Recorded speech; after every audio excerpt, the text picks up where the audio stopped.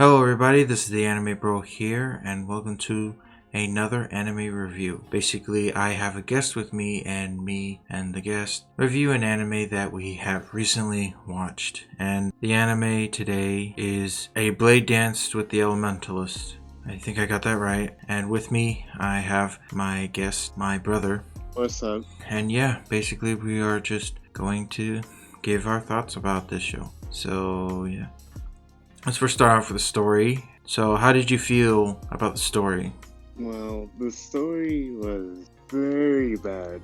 It was, what's it called? It was too rushed. It felt like they didn't really have an idea besides copying the generic harem anime. But Yeah, that is true. I did also get in that feel.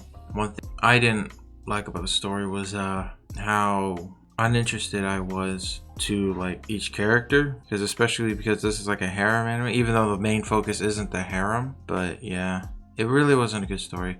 I just realized I forgot a summary about the show.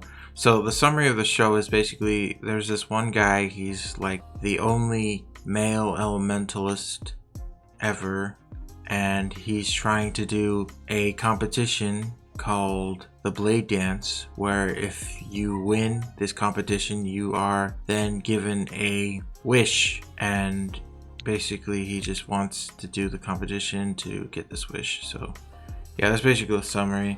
And like we said, we didn't really enjoy it. It was pretty bland because it was just a normal generic harem anime with like some fantasy elements into it. I guess was there like any good part of the story that you enjoyed? I should ask. a good part. I think the only good part was but it was on like episode 12.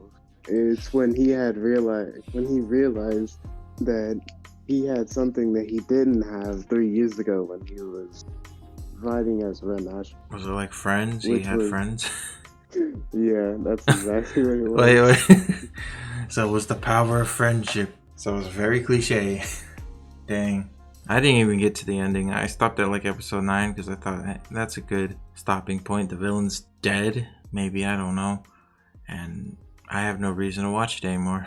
But my bro endured the whole thing and watched it to the very end. And now we know that friendship defeats everything.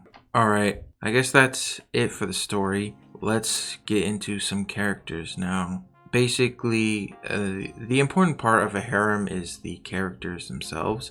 So first off, the main protagonist, which I forgot his name because they were so very forgettable. And the only person I know was Scarlet because that was the only. Oh wait, that's not even her name. That was the spirit, that girl. So yeah, I don't know any characters' names. I just know some of their spirits because they were pretty cool, their names and whatnot. But yeah, let's just talk about the characters. So what are your thoughts on the characters? I don't know. Real talk, the characters, they were just as strange as the story. I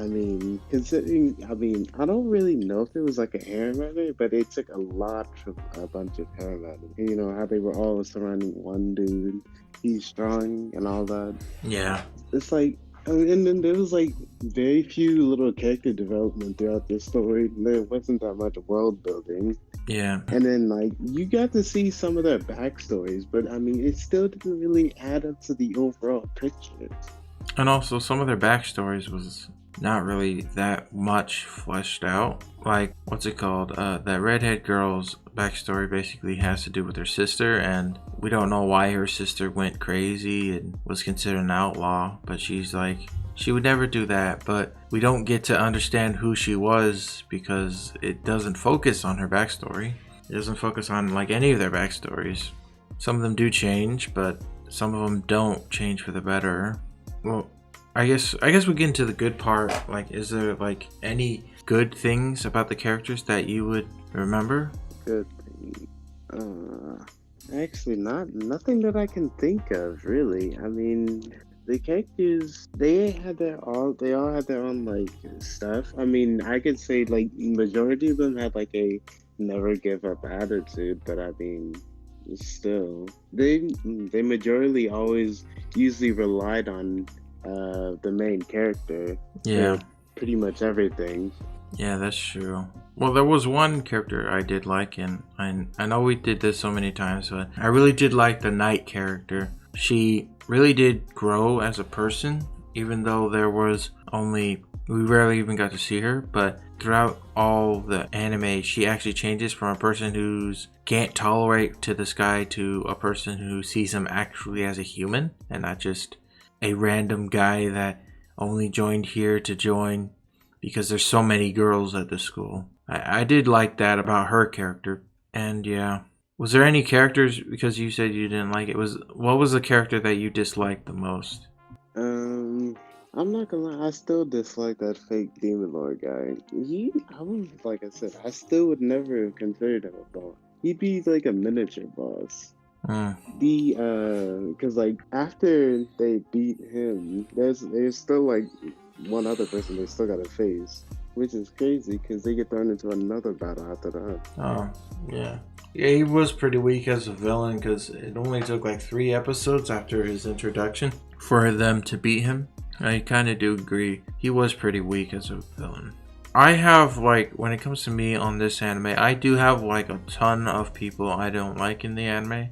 But the one person I probably would have to say is that redhead girl. I do not remember her name, but I still remember that I don't like her. Mostly because, like, she's very emotional. Like, she cries majority of the time I remember moments of her, but those moments she's sitting down crying for no reason.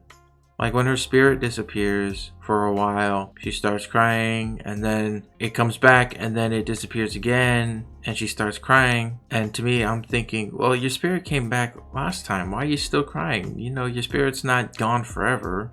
It's going to return because it did it last time. And it's just really annoying seeing her. Basically, like, there's also kind of a reason why I don't like Deku because, well, early Deku, he was always crying. I'm not sure about now Deku. I'm not sure. But yeah, that's basically what we have to say about the characters. Let's get into like closing part of this anime review, and that is, so would you rewatch this anime again? Definitely not. No. Yep, same here. We both agree. We're definitely not gonna watch this anime ever again. Obviously, we've been ranting on why we don't like it.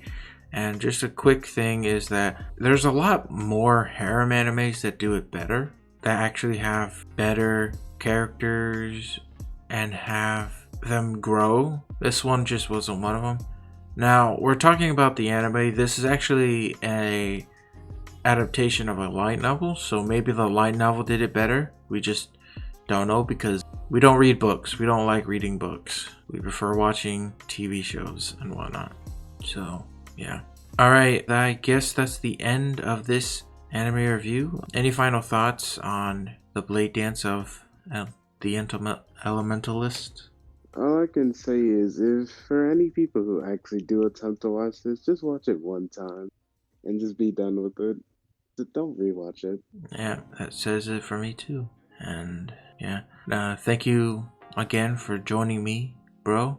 You're welcome. And thank you, audience, for watching to the very end of this video. If you enjoyed, please like, share, and subscribe. And comment down below why we're wrong, if we think we're wrong. And I'll see you guys later. Peace!